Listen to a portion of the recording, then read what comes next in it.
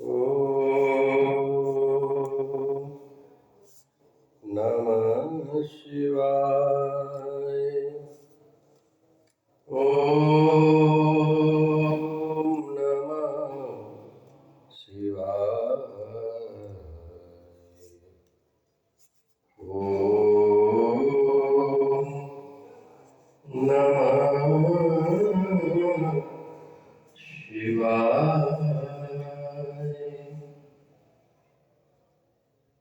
भक्तों, आज गुरुवार काशी विश्वनाथ, वाराणसी, उत्तर प्रदेश, सर्वोदय सेवा संघ, मानस धाम, मानस निदान।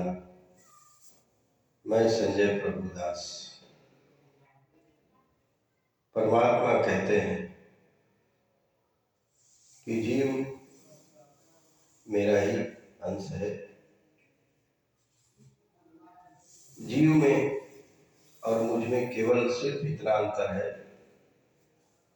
कि जीव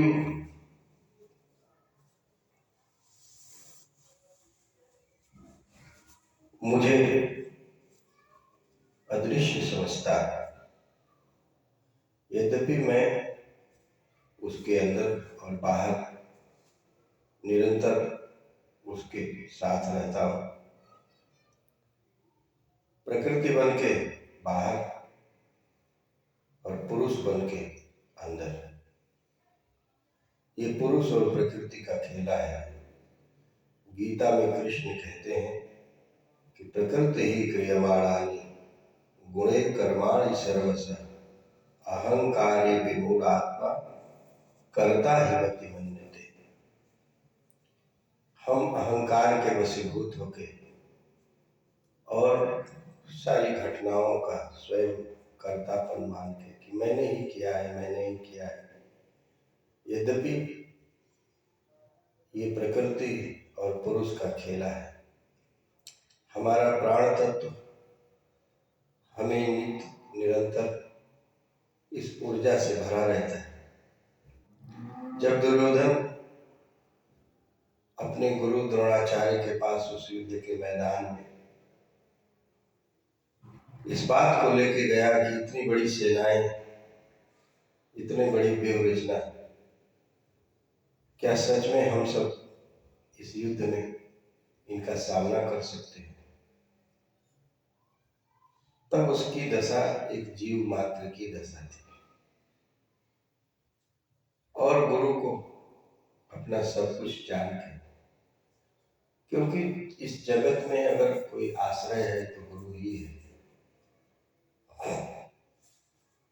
इसलिए गुरु को गुरु ब्रह्मा, गुरु विष्णु, गुरु देवो महेश्वर, गुरु साक्षात परब्रह्म तस्मै श्री गुरवे नमः। गुरवे एक परंपरा जो अंत में शिव पर जाके विश्राम लेती है। तो हम सब अपने स्वरूप का बोध कैसे करें? जिस शरीर को हम अपना स्वरूप मानते हैं वो तो इस स्थूल जगत का प्रतिबिंब है। ये अन्न से बना हुआ अन्नमय कोश है, लेकिन इससे भी परे एक और कोश है जो प्राणों से है, प्राणमय। उससे भी परे एक और कोश है मनोमय। उससे भी परे एक और कोश है ज्ञान विज्ञानमय। और उससे परे भी एक और कोश है आनंदमय। आत्मा जहाँ रमण करती है, तो हम अपने इस भौतिक शरीर को ही सत्य मान के, इसी को अपना स्वरूप मान के जी रहे हैं।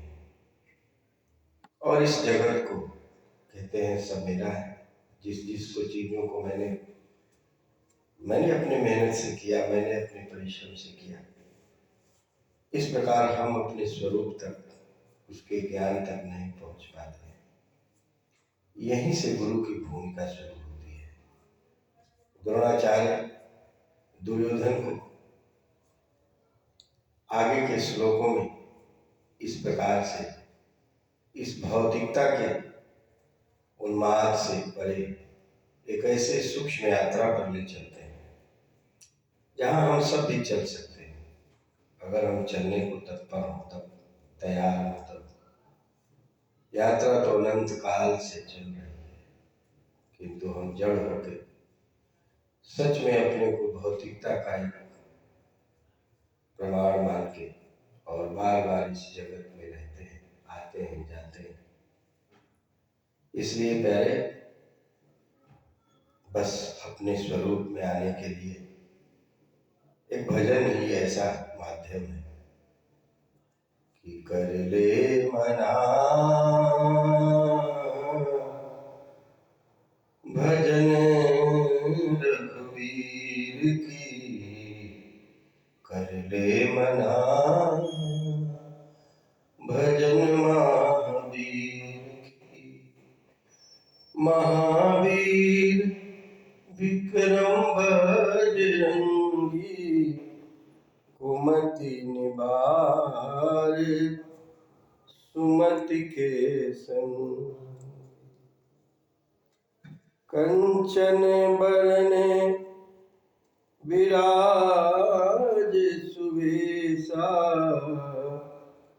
कानन कुंडल कुंचित केसा।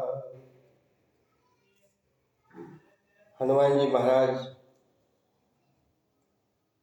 अगर एक तरफ राम रघुवीर है, तो हनुमान जी को राम कहते हैं महावीर।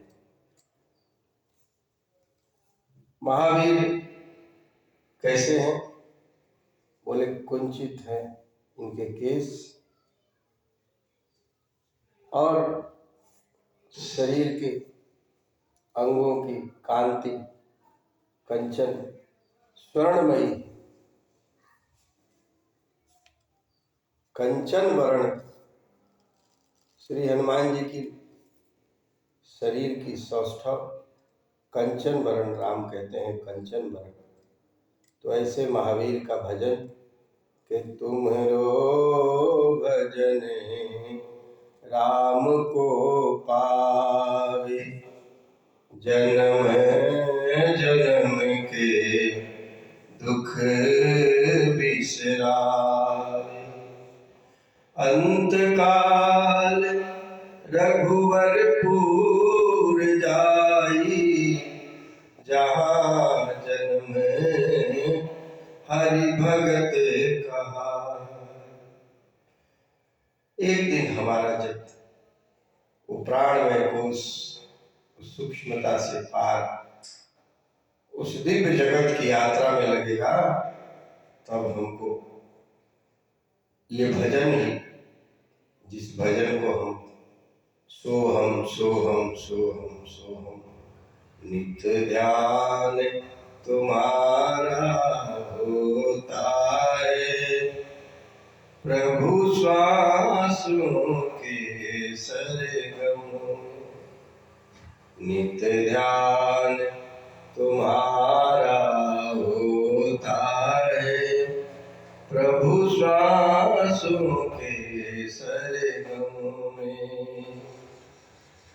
एक तड़पन हम ले करके, प्रभु श्वासों के सरगम में। नित्य ध्यान तुम्हारा होता है, प्रभु श्वासों के सरगम में। जो धड़कन बन के धड़क रहे हो, प्रभु श्वासों के सरगम में, प्रभु श्वासों के सरगम में। नित्य ध्यान तुम्हारा होता है, प्रभु श्वासों के सरगम। आज हम सब इस गीता के अनुभवों को लेकर अपने निज स्वरूप की यात्रा को समझने की कोशिश कर रहे हैं। अगले सत्र में हम पुनः इस क्रम को आगे बढ़ाएंगे। ओम नमः शिवाय।